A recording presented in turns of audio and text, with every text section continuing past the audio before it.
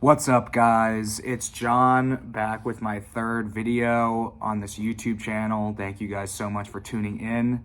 Today is the Super Bowl, and I live about 30 minutes from Gillette Stadium where the New England Patriots play. So if you can't see by my outfit, I'm feeling very festive today. It's a big celebration for New England. The Patriots are back in the Super Bowl against the Seahawks.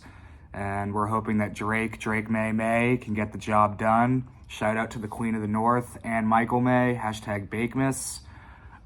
So yeah, this is gonna be a fun video. I have 4 stories that I wrote this past week that I wanna talk about.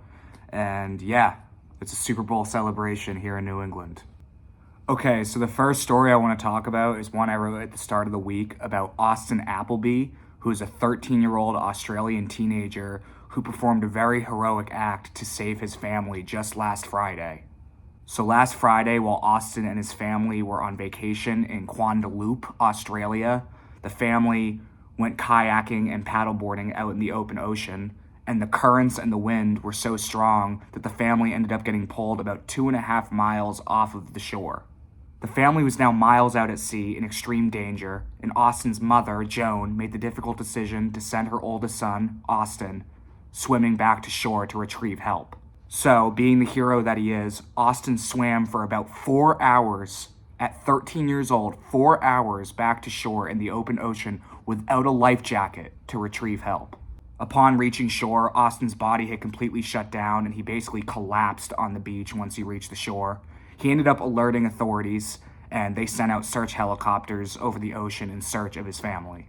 Austin's mother and his 2 younger siblings were eventually found by a search helicopter about 9 miles out in the ocean. The whole family was eventually reunited and checked for any medical emergencies or injuries, but they actually did not have to go to the hospital. They all were okay. Both authorities and the media have praised Austin's determination and his courage, and he is now being viewed as a hero for his actions. My next piece is about the Grammy Awards from last Sunday.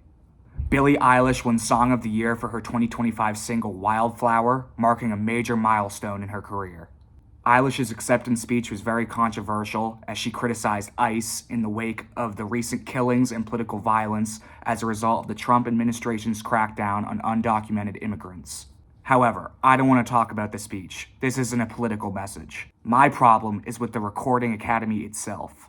Eilish's single Wildflower was first released in May 2024 as part of her 2024 album Hit Me Hard and Soft, but she later re-released it as a single in February 2025. My problem sits with the Recording Academy's eligibility rules for nominations. Eilish's song was originally released almost 2 years before this year's Grammys in 2024, yet was still eligible for nomination in 2026. I don't think it is fair at all for Eilish to have won Song of the Year for a song that is almost 2 years old. It makes absolutely no sense, and the rules have to be changed. And listen, I respect Billie Eilish's artistry tremendously. I have listened to her music since long before she released her debut studio album. However, I do not think it is fair for Wildflower to not only have been nominated for Song of the Year, but to have won Song of the Year as well. The next piece I want to talk about is about Creed Bratton. Bratton is best known for playing a quirky fictional version of himself on The Office.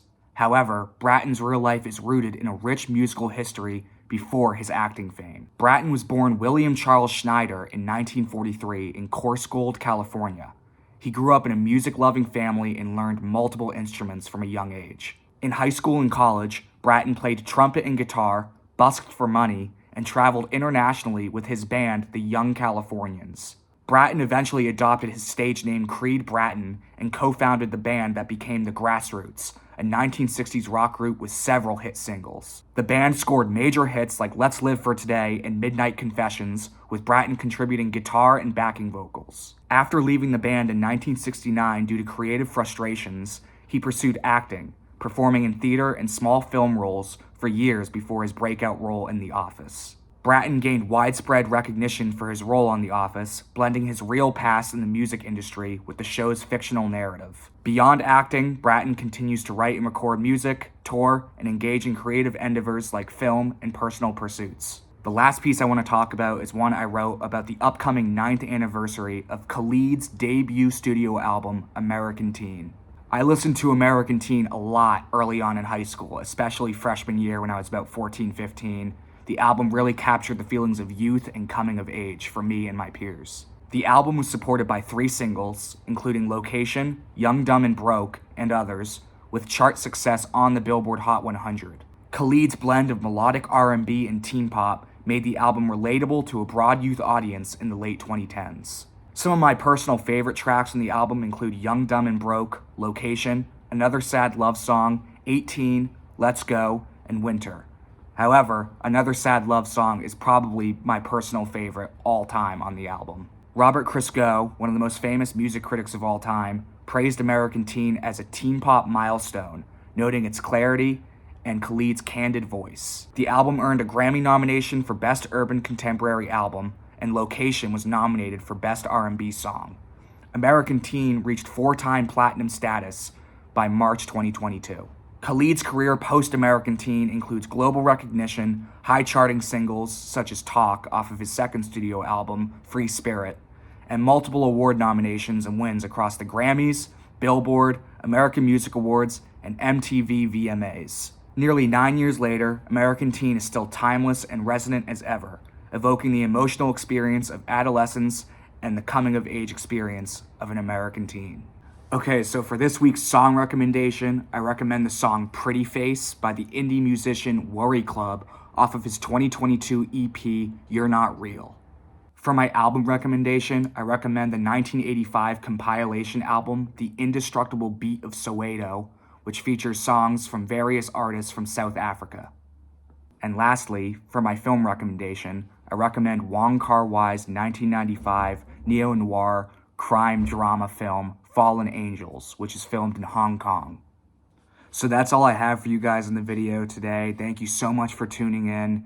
And if you guys have any recommendations for stories I should look into, or songs or albums or movies or anything like that that I should look into, please drop them in the comments below, guys. Please do not be afraid to engage in conversation and speak your mind. That's what this channel is really all about.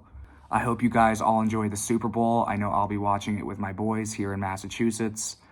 By the time this video comes out, we will already know the score. Bad Bunny will have already done the halftime, all that stuff.